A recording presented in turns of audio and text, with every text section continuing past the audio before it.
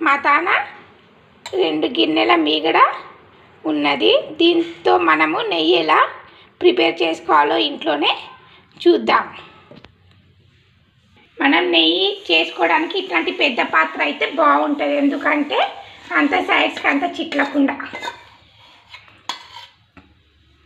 2 గిన్నెలని వేసుకోవాలి, అప్పుడే మనకు కొంచెం వస్తుంది, నెయ్యి బాగా వస్తుంది.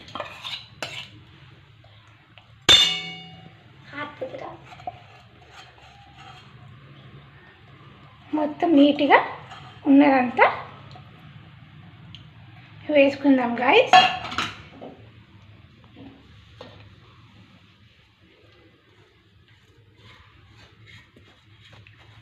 దీన్ని మనం మాడకుండా కలుపుకుంటూ ఉండాలి, లేకపోతే అడుగు అంటేస్తుంది.